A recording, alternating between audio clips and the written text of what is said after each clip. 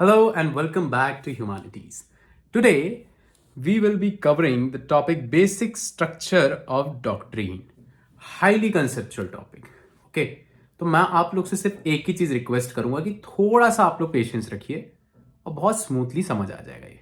ठीक है, बड़ा ही इजी टॉपिक है बट कंसेप्चुअल है बहुत. नॉट इजी बट या वेरी इंटरेस्टिंग.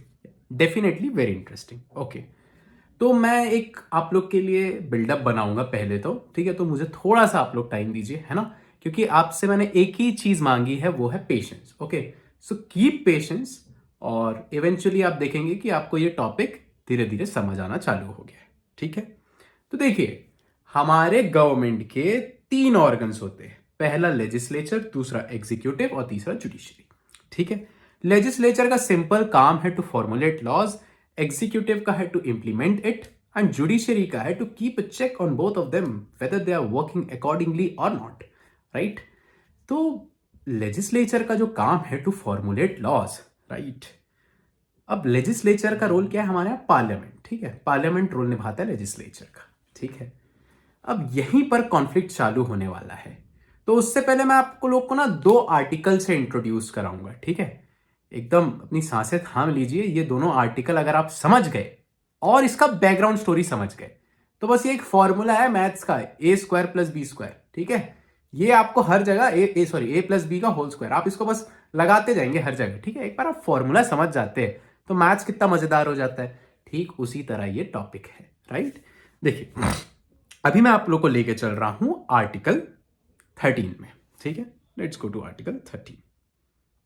ओके, देखिए, आर्टिकल 13 कहता है कि एनी ऑर्डर, एनी लेजिस्लेशन और any action which violates fundamental right or which abridge fundamental right or which contravenes fundamental right shall be declared void to the extent of its violation. यानी कि article 13 basically protection देता है fundamental rights को. Okay, article 13 कहता है कोई भी law, कोई भी एक्शन, कोई भी ऑर्डर, कोई भी legislative action, if it is violating, abridging, contravening anything mentioned in part 3 shall be declared null and void. अब फंडामेंटल राइट क्या है? फंडामेंटल राइट इतना बड़ी चीज क्यों है? देखिए, पहली बात तो फंडामेंटल राइट क्या है और फंडामेंटल राइट इतना सिग्निफिकेंट क्यों है. ठीक है, fundamental right is fundamental because it was made by the fundamental law of the land, which is nothing but the constitution itself. किसने बनाया fundamental right को? Fundamental right was made by constitution itself. Right? Second thing which made fundamental right so significant was that you cannot directly enforce any other right into the Supreme Court. You cannot directly enforce. Okay, mark my words, you cannot directly enforce. बाकी rights को आप enforce कर सकते हैं, they are also enforceable in court of law, but directly अगर आप supreme court का दरवाजा ठकठका सकते हैं तो सिर्फ और सिर्फ फंडामेंटल राइट्स के लिए. ठीक है, इसकी गारंटी आपको आर्टिकल 32 में एक्सप्रेसली लिखी हुई मिल जाती है, एक्सप्रेसली. ठीक है, ओके, तो आर्टिकल 13 अभी समझ गए क्या है. ओके, इससे पहले मैंने आप लोग को समझाया था लेजिस्लेचर क्या है, एग्जीक्यूटिव क्या है, जुडिशरी क्या है. अब समझो, ये तो आप, ये एज अ सिटीजन आपके लिए बड़ा बेनिफिशियल है. अब दूसरी चीज है आर्टिकल 368, जो कि हमारे पार्लियामेंट, जो कि हमारा लेजिस्लेटिव ऑर्गन है विच मेक्स लॉ. ठीक है, देख लेते हैं. ये आ गया हमारा आर्टिकल 368. अब इसको भैया अमेंडिंग पावर मिली हुई है. ठीक है, अब इसको ध्यान से पढ़ते हैं एक बार.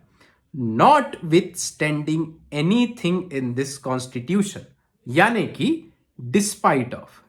आप जब भी बेयर एक्ट्स पढ़ते होंगे तो आपको बहुत बार ये वर्ड लिखा हुआ मिल जाता है, तो इसका कुछ खास वो डरा मत करिए. इसका मतलब होता है despite of. Despite of anything in the constitution, parliament may in exercise of its constituent power amend by way of addition, variation और repeal any provision, any, the keyword here is, let me tell you, the keyword here is any provision of this constitution. This is the keyword. This is the keyword. In accordance with the procedure laid down in this article. ठीक है, तो article 368 basically power देता है parliament को to amend the constitution and procedure therefore, right. तो article 368 कह रहा है एनी पार्ट। आर्टिकल 13 प्रोटेक्शन दे रहा है पार्ट 3 ऑफ द कॉन्स्टिट्यूशन को। पार्ट 3 क्या है? Part 3 is fundamental right. See I have written here what is fundamental right, just for your understanding, right. यहां पर आप लोग समझ गए आर्टिकल 13 क्या है और आर्टिकल 368 क्या है, ठीक है। हमारा इस टॉपिक का सोल पर्सपेक्टिव है सिर्फ दो ही चीजें जानना। लेट मी टेल यू, क्या can fundamental rights be amended? क्या फंडामेंटल राइट्स अमेंड हो सकते हैं? यह हमारा पहला प्रश्न है देवी और सज्जन, ठीक है। दूसरा प्रश्न है हमारा, पार्लियामेंट के पास कितनी लिमिट है to amend the constitution? What is the limit of parliament to amend the constitution? ये दो सवाल का हम इस वीडियो में जवाब दे देंगे, ठीक है। अब सेकंड चीज आती है कि हमको कॉन्स्टिट्यूशनल अमेंडमेंट की जरूरत क्यों पड़ गई जब हमने 3 साल लेके इतने मेहनत से कॉन्स्टिट्यूएंट असेंबली की मदद से हमने कॉन्स्टिट्यूशन तैयार किया, तो फिर क्यों जरूरत पड़ गई भाई? तो देखो क्या होता है, with changing time, with changing circumstances, हमारी social needs, political needs, economical need अपने आप चेंज होती है। बोलते हैं ना, समय के साथ चीजें बदलती है। तो समय के साथ चीजें बदलती है तो समय के साथ संविधान भी बदलेगा, because constitution is nothing but a living document, है ना। Constitution is a living document. इसीलिए to cater the social and political, also economic need of the changing time, to cater the social, political and economic need of changing time, you have to amend the constitution. Okay, with changing time, whenever there will be a need to add new rights, the constitution can be amended. As simple as that. यहां तक हमने समझ गया क्या क्या article 13 क्या है, article 368 क्या है। इस वीडियो में हम क्या क्या जानने वाले हैं, कॉन्स्टिट्यूशनल अमेंडमेंट क्यों लगता है, ठीक है। अब भैया जैसे ही कॉन्स्टिट्यूशन बनके तैयार हुआ, वैसे ही पहली चीज आई आपकी, वो थी फर्स्ट कॉन्स्टिट्यूशनल अमेंडमेंट। अब पहला कॉन्स्टिट्यूशनल अमेंडमेंट एक्ट क्यों आया, ठीक है, इसके पीछे की एक स्टोरी, इसको पहले समझ जाओ। देखो, इंडिया जब नया नया आजाद हुआ ना, तब इंडिया एक हिस्टोरिकल ऑपरेशन से गुजर रहा था, वो था जमींदारी ऑपरेशन, ठीक है। जमींदार जो थे वो टेनेंट्स पे बहुत ऑपरेशन करते थे। अगर आप बेसिक हिस्ट्री भी पढ़े होगे तो आप ये चीजें तो हम लोग पढ़ते ही अक्सर, है ना। उनके पास अबेंडेंस ऑफ लैंड था, राइट। तो पहला प्रॉब्लम क्या था, there was inequality in land ownership. और ये जो जमींदार थे, इनका भी एक्सेशन, प्रिंसली स्टेट्स का जो एक्सेशन हुआ था, इफ यू रिमेंबर, है ना, तो इनके पास बहुत सारी जमीन हुआ करती थी। तो definitely there was inequality in land ownership. Second, कि farmers had no security over their land, right, no facilities. तो इस इंडिपेंडेंट इंडिया ने एक रेवोल्यूशनरी स्टेप लिया। They decided that they will abolish zamindari system and this was a revolutionary need of an independent India. We need a change, we were demanding a change, right. क्यों? क्योंकि देखो simple सी बात है, अगर आपको डेवलपमेंट करना है तो you have to acquire land, you know, आपको जमीन की जरूरत पड़ेगी, ठीक है। प्लस अगर आपको फूड सिक्योर, आप चाहते कि फूड सिक्योरिटी इफेक्ट ना हो, तो आपको कल्टीवेबल लैंड जो है उसका भी ध्यान रखना जरूरी है। अब कल्टीवेबल लैंड चूंकि बहुत लिमिटेड होता है, ऐसा नहीं कि सारे लैंड कल्टीवेबल है, राइट। इसलिए देखो, आप फॉरेनर्स यहाँ आके कल्टीवेबल एग्रीकल्चर लैंड नहीं खरीद सकते, right, because it can hamper the food security of India ना, है ना। तो ये सारी डिमांड्स थी, ये सारी नीड्स थी। इसीलिए भाई उस टाइम के जो प्रधानमंत्री थे नेहरू जी, वो गए, वो जमींदारों से बोले कि यार हमें जमीन की जरूरत है, क्या आप अपनी जमीन दे देंगे हमें। जमींदार भी स्मार्ट आदमी है भैया, वो कहाँ देंगे। उन्होंने कह दिया कि नहीं, हमें भी डिमांड सप्लाई समझ आता है, अभी हम देंगे तो भारी प्राइस में देंगे भैया, अच्छा मतलब रेट वेट बढ़ा देंगे। नेहरू जी भाई, उनके पास तो पावर है, ऑब्वियस सी बात है, प्राइम मिनिस्टर है, ठीक है। उन्होंने बोला रुको बेटा, बताते हैं तुम्हें अभी, ठीक है, हम भी कोई कमी, हम भी गवर्नमेंट है, वी आर स्टेट, राइट। तो by first constitutional amendment act, wait a second, right, ठीक है। तो यहां तक हम लोगों ने समझ गया, ठीक है, क्या समझे कि क्यों जरूरत था, क्योंकि ये एबॉलिशन ऑफ जमींदारी सिस्टम एक रिवॉल्यूशनरी नीड थी, ठीक है। इसका ऑब्जेक्टिव क्या था? To increase agricultural production and provide equity status and opportunity to rural population. ठीक है, तो मतलब ऑब्वियस सी बात है, स्टेट को एक नीड हो गई थी इस चीज की। ठीक है, अब क्या होता है, Nehru ji first constitutional amendment act लाते हैं। अब इसका सोल पर्पस क्या था, क्यों लाना पड़ रहा था? तो देखो, article 31 which was nothing but right to property, and right to property was a fundamental right. ये प्रॉब्लम थी, राइट टू प्रॉपर्टी जो था वो फंडामेंटल राइट था, और फंडामेंटल राइट को कोई भी ऑर्डर, कोई भी लेजिस्लेशन, कोई भी एक्शन नहीं ले सकता। राइट, लिखा हुआ है 13 में लिखा हुआ है। तो यहीं से सवाल चालू होता है, 13 बड़ा कि 368 बड़ा? राइट, तो पहले देख लेते हैं फर्स्ट कॉन्स्टिट्यूशनल अमेंडमेंट एक्ट में क्या क्या हुआ। ठीक है, तो फर्स्ट कॉन्स्टिट्यूशनल अमेंडमेंट एक्ट 1951 में आर्टिकल 31A को इंसर्ट किया गया, 31B को इंसर्ट किया गया। अब 31A कहता था एग्रीकल्चर, मतलब it was like sole purpose behind first constitutional amendment act was to bypass article 31, as I have earlier told you, है ना, and article 13 was right to property. तो आर्टिकल 31A क्यों लिखा हुआ है यहां पर? क्योंकि सॉरी, ये जो है कैपिटल लेटर में तब लिखा जाता है जब अमेंडमेंट से आया होता है, स्मॉल लेटर में नहीं होगा। ठीक है, स्मॉल लेटर नहीं लिखना है आपको, हमेशा कैपिटल लेटर। ओके, तो it provided that for passing agricultural land reform state can acquire land और स्टेट बाय लॉज। ठीक है, सिंपल बोल रहा है कि अगर एग्रीकल्चरल रिफॉर्म करना है स्टेट को, तो वो आपसे आपकी जमीन ले सकती है, even if it is violating your fundamental right, even if it is violating article 14, 19 and 31, it shall not be declared wide. ठीक है, अगर वो आपका फंडामेंटल राइट ले भी रहा है ड्यू टू वो एग्रीकल्चरल रिफॉर्म की एक नीड है, तो वो क्या बोलते हैं, it is legal, it is validated, it is upheld. Okay, article 31B, any law could be pass by parliament and if inserted in the 9th schedule shall not be held as null and void since it would be outside the purview of judicial review। अब देखो 9th schedule क्या था basically, मतलब देखो schedule क्या होता है, जब कोई आर्टिकल बल्कि हो जाता है ना, तो हम उसको एक शेड्यूल में डाल देते हैं। ठीक है, शेड्यूल में अलग से आप पढ़ सकते हो। ठीक है, तो 9th शेड्यूल में कोई भी चीज अगर आप डालोगे तो वो जुडिशियल रिव्यू के जुरिडिक्शन में आएगा ही नहीं। बड़ी दिक्कत की बात थी, है ना। तो पार्लियामेंट को कोई भी ऐसी चीज जिससे उसको बचना रहता था, तो वो क्या करता था, वो 9th शेड्यूल में डाल देता था। तो जितने भी लैंड रिफॉर्म एक्ट थे, ये अब जाहिर सी बात है आर्टिकल 13 का वायलेट हो रहा है, तो ये क्या करेंगे, जाएंगे सुप्रीम कोर्ट में चैलेंज कर देंगे। ठीक है, प्रॉब्लमैटिक है। तो उससे अच्छा लैंड रिफॉर्म एक्ट को सीधा डाल दो आप कहां पे, 9th शेड्यूल में, which is immuned from judicial review. Right, first constitution was challenged on the ground that it is violative of part 3 of the constitution. अच्छा ठीक है, एक और चीज मैं आप लोग को एडिशनल चीज बताना चाहूंगा। जो जुडिशियल रिव्यू है, ये हम कहां से अडॉप्ट किए थे, let's see, wait a second. यहां पर ये नोट्स मैंने आप लोग के लिए तैयार किया है। ठीक है, आप लोग कहेंगे तो इसका पीडीएफ का लिंक मैं डाल दूंगा, ठीक है, डिस्क्रिप्शन में।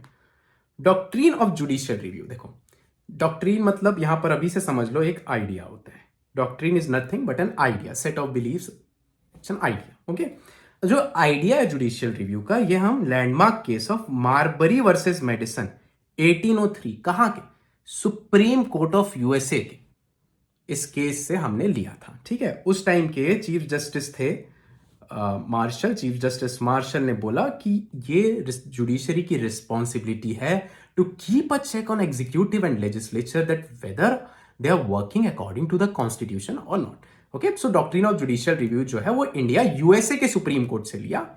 अब एक मजे की बात ये सुन लो कि दोनों ही सुप्रीम कोर्ट में और दोनों ही कॉन्स्टिट्यूशन में, supreme court of constitution of USA और कॉन्स्टिट्यूशन ऑफ इंडिया, दोनों ही एक्सप्रेसली कहीं नहीं लिखते कि मतलब we have judicial review. Expressly मतलब ये जुडिशियल रिव्यू वर्ड नहीं लिखा हुआ है, उसका इंप्लाइड फॉर्म है, उसका एसेंस है जुडिशियल रिव्यू का। हाँ, कि उसको पढ़ के आप इंटरप्रेट कर सकते कि yes there is judicial review. Right, ये यूपीएससी क्वेश्चन पूछता भी है इस चीज का, क्या इंडिया के पास जुडिशियल रिव्यू है कि नहीं, और ऐसे कोट कर देगा। जाहिर सी बात है वो टर्म बोल रहा है तो नहीं है। राइट, आर्टिकल 13 में जुडिशियल रिव्यू कोटेड नहीं है। ओके, ठीक है, नहीं अब देखते हैं। ठीक है, यहां तक आपको समझ आ गया। अब देखते हैं कि फर्स्ट कॉन्स्टिट्यूशनल अमेंडमेंट एक्ट कैसे चैलेंज हुआ। It was challenge in Shri Shankari Prasad Singh Deo versus union of India. Supreme court held that article 368 can be use to amend the fundamental rights. अब यहां पर सीधा कह दिया गया कि सुप्रीम कोर्ट आर्टिकल 368 को यूज कर सकता है to amend the fundamental right. Hence first constitutional amendment act 1951 was legal and valid. ठीक है, अब मैं आप लोग को थोड़ा सा इसको डिटेल में बताना चाहूंगा कि ये जो श्री शंकरी प्रसाद सिंह देव थे, इनका किस बेसिस पे ये किस बेसिस पे केस हारे और किस बेसिस में जुडिशरी ने इंटरप्रेट किया। ठीक है, देखो आर्टिकल 13 सब क्लॉज 2 जो है उसमें जो लॉज मेंशन्ड है, ठीक है, तो सुप्रीम कोर्ट ने बोला ये जो लॉ है ये सिर्फ और सिर्फ ऑर्डिनरी लॉ की बात कर रहे हैं। ठीक है, ये कॉन्स्टिट्यूशनल अमेंडमेंट एक्ट की बात नहीं कर रहे, कॉन्स्टिट्यूशनल लॉज की बात नहीं कर रहे, ये ऑर्डिनरी लॉज की बात कर रहे हैं। ठीक है, तो ऑर्डिनरी लॉज नहीं, ये तो फर्स्ट कॉन्स्टिट्यूशनल अमेंडमेंट एक्ट तो कॉन्स्टिट्यूशनल अमेंडमेंट था। ठीक है, तो 13 सब क्लॉज 2 में जो लॉ है वो एक ऑर्डिनरी लॉ है। Again now this case was referred to Sajjan Singh. ठीक है, Sajjan Singh versus state of Rajasthan. Let's look at this case. Sajjan Singh versus state of Rajasthan 1964। Basically अब ये 17th अमेंडमेंट आया था इस टाइम पे। ठीक है, 17th कॉन्स्टिट्यूशनल अमेंडमेंट एक्ट 1964 में आया। ओके, अब ये चैलेंज होता है इसमें, सेम इसमें भी यही स्टोरी आती है। सुप्रीम कोर्ट कहता है yes my dear, parliament can use article 368 to amend the fundamental right. अब आपको बेसिकली ये जानना है कि किस बेसिस पे कहा, तो वही 13 सब क्लॉज 2 में जो ऑर्डिनरी लॉ है वो एक कॉन्स्टिट्यूशनल अमेंडमेंट एक्ट पे नहीं लगेगा, और कॉन्स्टिट्यूशनल अमेंडमेंट एक्ट यहां से लॉ ही नहीं है। ओके, अभी तक क्या था कि ऑर्डिनरी लॉ और कॉन्स्टिट्यूशनल अमेंडमेंट एक्ट दो डिफरेंट पावर्स है, एक लेजिस्लेटिव पावर में बना हुआ है, एक कॉन्स्टिट्यूएंट पावर में बना है। अब सीधा कह दिया गया कि CAA कॉन्स्टिट्यूशनल अमेंडमेंट एक्ट ये लॉ ही नहीं है। ओके, लॉ एज इन जो आर्टिकल 13 सब क्लॉज 2 में जो लॉ मेंशन्ड है उसके परव्यू में ये लॉ नहीं है। ओके, देखो यहां पर लिखा भी हुआ है 13 sub clause and therefore could not be reviewed by courts, was not law. Okay, ठीक है, अब यहां पर चीफ जस्टिस जो थे गजेंद्र कुमारकर, उन्होंने बोला कि अगर कॉन्स्टिट्यूएंट असेंबली को ऐसा लगता कि फंडामेंटल राइट्स को हमको सेक्रोसेंट रखना है, एकदम पवित्र रखना है, तो वो एक्सप्रेसली लिखे रहते, लेकिन एक्सप्रेसली तो कहीं पे लिखा ही नहीं है ये चीज। ठीक है, इसलिए हमको लगता नहीं भाई ये चीज सही है, इसलिए हम हमारे हिसाब से 368 इज अ विनर। ठीक है, अभी तक आप देखेंगे तो आर्टिकल 368 दोनों केसेस में जीत गया, और 13 अभी तक जीता नहीं है बेचारा। 13 अभी तक दोनों केसेस में 13 हार गए। ठीक है, नाउ व्हाट यू सी कि ये जो जस्टिस हिदायतुल्ला और जस्टिस मुधोलकर थे, ये इस चीज से अग्री नहीं करते थे, तो इन्होंने चीफ जस्टिस को बोल के इस केस को हायर बेंच में रेफर किया। अब जब भी कॉन्स्टिट्यूशनल अमेंडमेंट जब रेफर होता है तो वो बड़े बेंच में रेफर होता है, बड़ा कॉन्स्टिट्यूशनल बेंच। अभी तक जैसे 5 जज का बेंच था, तो या तो वो 7 जज बेंच में होगा, या तो 9 जज बेंच में होगा, या तो 11 जज बेंच में होगा। ठीक है, लेकिन 5 से कम में नहीं होगा। ठीक है, later on it was referred to Golaknath versus state of Punjab 1967। ये भी एक लैंडमार्क केस है इसका। ठीक है, फाइनली अभी आप खुश हो जाइए, अभी कुछ अच्छा होने वाला है। फाइनली सुप्रीम कोर्ट ने कहा कि देखिए, fundamental rights can not be amended. आपने अभी तक ये जो कह रखा था कि यार ये it is not under the purview of constitutional amendment act, how can you say that? Constitutional amendment act comes under the purview of article 13 and yes you can not violate any fundamental right. तो ये कहा। दूसरा ये बोला कि एक बात बताओ, अभी तक आर्टिकल 368 को वापस रेफर करते, ओके वेट अ सेकेंड। ठीक है, देखो आर्टिकल 368 में क्या लिखा है, एक बार फिर से पढ़ते हैं।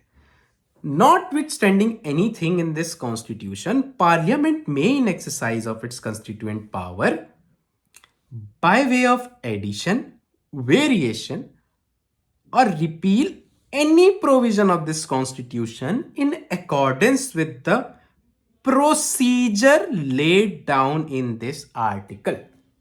यहां पर अनलिमिटेड पावर की बात तो हो ही नहीं रही है, यहां तो सिर्फ कॉन्स्टिट्यूशन ने प्रोसीजर दिया हुआ है क्या दिया है? प्रोसीजर दिया हुआ है, राइट? Wait a second.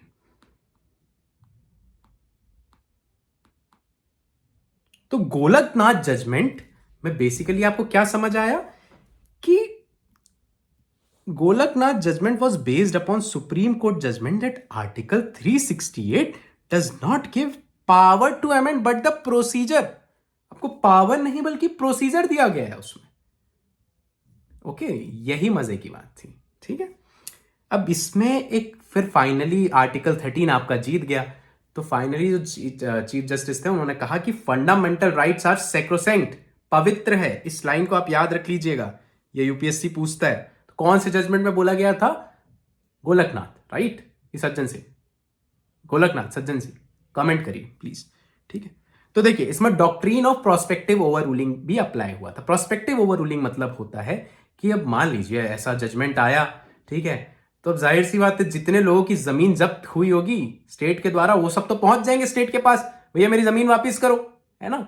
तो प्रोस्पेक्टिव ओवर रूलिंग मतलब बोलता है कि from the date of that judgment, उसके बाद से अगर स्टेट कोई ऐसा जमीन को एक्वायर करता है तो ये अप्लाई होगा। रेट्रोस्पेक्टिव मतलब होता है उससे पहले भी अगर स्टेट ने किसी की जमीन ले ली होगी तो भी वो अप्लाई होगा। प्रोस्पेक्टिव मतलब उस डेट के बाद से, रेट्रोस्पेक्टिव मतलब उसके डेट, उस डेट के पहले से भी। इसको आप कैसे याद रख सकते हैं? रेट्रो सॉन्ग्स, ठीक है, old retro songs, retro music सुनते हैं आप, मतलब पहले के गाने, ठीक है, उस दिन के पहले के लॉस। तो prospective over ruling, prospective over ruling हमने कहां से लाया है? हमने ये अमेरिकन कॉन्सेप्ट से लेके आया, ठीक है, ये एक अमेरिकन कॉन्सेप्ट है। ओके, बट ये जो दौर था वो था मिस गांधी का। अब मिस गांधी एक पावरफुल पार्लियामेंटेरियन थी, ठीक है। तो मिस गांधी ने बोला, अच्छा जज साहब आप किस बेसिस पे ये डिसीजन दे रहे हैं? 368 और 13, राइट? तो ये जो फसाद की जड़ है वो 368 और 13 है ना? ठीक है, तो मिस गांधी ने 24th कॉन्स्टिट्यूशनल अमेंडमेंट लाया और बोला अब मैं इसी को अमेंड कर दूंगी। 368 में लिखा nothing in this article shall apply in article 13, और सेम वाइसे वर्सा लिख दिया आर्टिकल 13 में, वो वाली चीज इसमें अप्लाई नहीं होगी, ये चीज इसमें अप्लाई नहीं होगी। Let's see, nothing in this article shall apply to any amendment of the constitution made under article 368, ये आर्टिकल 13 सब क्लॉज 4 में लिखा। फिर आर्टिकल 368 सब क्लॉज 3 में लिखा Nothing in Article 13 shall apply to any amendment made under this article. वाह, ये power हमने खुद ही से खुद को दी है, ठीक है, खुद ही से खुद को इम्यूनिटी दे दी। क्या बात है ना? तो ये कहां से आया? 24th amendment 1971। और देख लेते हैं क्या क्या चीजें आई थी। सेकेंड चीज जो हुआ था वो प्रेसिडेंट की वीटो पावर हटा दी गई थी कॉन्स्टिट्यूशनल अमेंडमेंट एक्ट से, ठीक है। एक बार आपको दिखा देते हैं, ठीक है। देखो, प्रेसिडेंट की वीटो पावर हट गई थी और आर्टिकल 13 सब क्लॉज 4 ऐड हो गया था। बेसिकली आप देखोगे तो गोलकनाथ की जो जजमेंट थी वो बेसिकली रोक रही थी पार्लियामेंट को, पावर रोक रही थी उसका। तो इसीलिए ये लिख दी कि it provides both power and procedure to amend the constitution as opposed to the observation in Golaknath judgment, right. Essentially अगर अपन देखा जाए तो 24th constitutional amendment unlimited power दे रहा है। प्रॉब्लम हमें इस अनलिमिटेड वर्ड से है। To constitution to amend the constitution which is against the spirit of democracy. Democracy का एक प्रिंसिपल होता है कि लिमिटेड गवर्नमेंट होनी चाहिए, किसी भी ऑर्गन के पास आप एब्सोल्यूट पावर नहीं दे सकते। इस प्रिंसिपल पे डेमोक्रेसी बेस्ड होता है। यही चीज अफेक्ट हो रही थी 24th कॉन्स्टिट्यूशनल अमेंडमेंट में, ठीक है। As you know it is based on the doctrine of checks and balances. देखो ये भी डॉक्ट्रिन है, इट्स एन आइडिया, ये कहीं लिखा नहीं है। Doctrine as in it's an idea. So 24th constitutional amendment was criticized as an attack on democracy. Later on, it was challenged in a landmark case of Keshavanand Bharati case.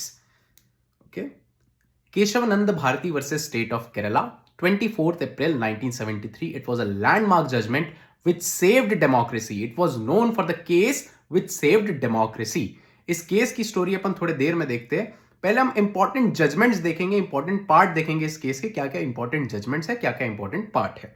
Okay, तो केशव नंद भारती में largest constitutional bench constitute की गई थी. It was the 13 जज constitutional bench which was constituted for this particular case. Okay, and the judgment of this case was hailed as the case that saved democracy. See, रे इस चीज की आपको date अच्छे से याद रखना है. इस दिन हमारे मास्टर ब्लास्टर सचिन तेंदुलकर भी पैदा हुए थे, 24 अप्रैल 1973. राइट. तो अगर अपन मोटा मोटी देखा जाए तो 24th कॉन्स्टिट्यूशनल अमेंडमेंट एक्ट क्या कर रहा था? तो 24th कॉन्स्टिट्यूशनल अमेंडमेंट एक्ट एक अनलिमिटेड पावर दे रहा था पार्लियामेंट को. ठीक है, अभी जो हमने स्टार्टिंग में सवाल पूछा था कि क्या फंडामेंटल राइट्स अमेंडेबल है और पार्लियामेंट के पास कितनी अमेंडिंग पावर है, ये दोनों यहां पर आपका सॉल्व हो जाएगा. तो यहां से मुझे आपका अनडिवाइडेड अटेंशन चाहिए, just for 3 to 4 minutes, and I promise you will be understanding such a difficult topic. Okay, तो 24th कॉन्स्टिट्यूशनल अमेंडमेंट एक्ट एक अनलिमिटेड पावर दे रहा था. इससे पहले पार्लियामेंट को कौन लिमिट कर रहा था? बिल्कुल सही, पार्लियामेंट को लिमिट कर रहा था फंडामेंटल राइट. ठीक है, और किससे पता चला था हमें ये चीज? ये हमें पता चल रहा था गोलकनाथ केस से, जिसमें बोला गया कि fundamental rights are sacrosanct. But Kesavananda Bharati में इसको ओवर रूल कर दिया गया. This was overruled and this was upheld. इसको वैलिडेट कर दिया गया. तो अब पार्लियामेंट कुछ भी अमेंड कर सकता है? नहीं. अब यहां से मैं जो आपको समझाने जा रहा हूं ये बहुत इंपॉर्टेंट पार्ट है. It is basic structure. Okay, see, supreme court overruled Golaknath judgment. Thus, fundamental right can be amended by Parliament. Okay. See, what is basic structure? Basic structure एक आइडिया है. ओके, क्या idea? देखो, कुछ essential features होते हैं हर एक आदमी में, आप में भी होंगे, मुझ में भी होंगे. अगर वो एसेंशियल फीचर खत्म हो गए तो मैं नहीं रहूंगा और आप नहीं रहेंगे. ठीक है, हर किसी के कुछ इंपॉर्टेंट, कुछ सिग्निफिकेंट फीचर्स होते हैं, वो चीज उसे वो बनाती है ना. अब मान लीजिए, let's compare Pakistan and India. ठीक है, पाकिस्तान एक इस्लामिक रिपब्लिक है. ये पाकिस्तान का आइडिया है. पाकिस्तान क्या है? एक आइडिया है. उस आइडिया में क्या है? वो इस्लामिक रिपब्लिक है. इंडिया एक सेक्युलर रिपब्लिक है. ये इंडिया का आइडिया है. राइट. अब इस आइडिया में आप सिटीजन डाल दीजिए, आप इस आइडिया में एक गवर्नमेंट ला दीजिए, इस आइडिया को एक टेरिटरी में डाल दीजिए, उसको सोवरेन बना दीजिए. वो क्या बन गया? Nation state.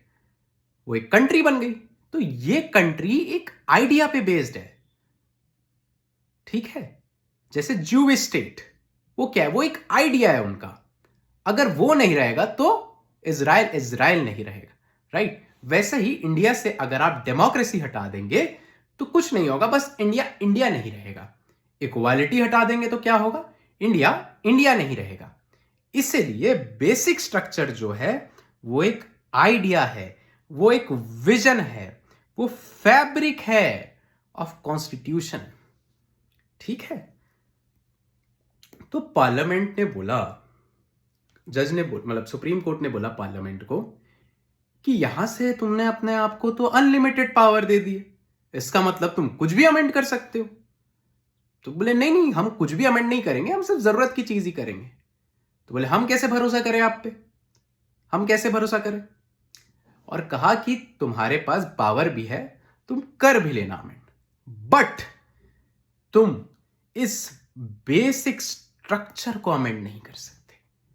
ये जो बेसिक स्ट्रक्चर है इसको नहीं चेंज कर सकते. इसके अलावा तुम कोई भी चीज अमेंड कर लो, कोई प्रॉब्लम नहीं. सिर्फ बेसिक स्ट्रक्चर, वो जो आइडिया है जो इंडिया को इंडिया बनाता है. ठीक है. फॉर एग्जाम्पल उस टाइम पे जजेस ने डेमोक्रेसी को दिया, रिपब्लिक को दिया. ठीक है. और भी एग्जाम्पल्स हम नीचे देख लेते हैं, जैसे supremacy of the constitution. Constitution is supreme, sovereign, democratic and Republican nature. इसको भी नहीं हटा सकते. Separation of power, legislature, executive and judiciary. Secular character of the constitution, it's the basic structure. Federal character of the constitution, unity and integrity of the nation, welfare state, judicial review, freedom and dignity of the individual, article 21. Parliamentary system, the rule of law, harmony and balance between fundamental right and directive principle, principle of equality, free and fair elections, democracy का part है, independence of judiciary, plus limited power of parliament to amend the constitution. यहां आपको दोनों सवाल का जवाब मिल गया. Fundamental rights amendable है, प्लस पार्लियामेंट के पास लिमिटेड पावर है. पहले पार्लियामेंट को कौन लिमिट करता था? पहले फंडामेंटल राइट लिमिट करता था, अब basic structure of doctrine limit करता है. Okay, principles underlying fundamental right. हाँ, principles, not entire part 3. Okay, power of the Supreme Court under article 32 and power of High Court. अच्छा, अब एक और बात सामने आई कि भैया ये बेसिक स्ट्रक्चर लिखा कहां पर है? Where is it written? तो बेसिक स्ट्रक्चर जो है वो कहीं भी नहीं लिखा है. It is in the mind of जजेस, जो कि केस टू केस इवॉल्व होगा. ओके, तो it is an evolving idea. ये एक इवॉल्विंग आइडिया है, इट इज नॉट एग्जॉस्टिव. ठीक है, ये एक इवॉल्विंग आइडिया है, ये एग्जॉस्टिव नहीं है. तो ये चीज केस टू केस आपको समझ आएगी कि कौन सी चीज बेसिक स्ट्रक्चर है और कौन सी चीज बेसिक स्ट्रक्चर नहीं है. ठीक है, तो अर्लियर कौन रोक रहा था पार्लियामेंट को? फंडामेंटल राइट रोक रहा था. From here onwards basic structure of doctrine ने इस चीज की जिम्मेदारी ली कि मैं पार्लियामेंट को अन से लिमिटेड कर दूंगी. अनलिमिटेड से लिमिटेड बनाने की जिम्मेदारी ली किसने? बेसिक स्ट्रक्चर ऑफ डॉक्ट्रीन ने. ठीक है, होपफुली ये चीज मैं आपको अच्छे से समझा पाया हूंगा.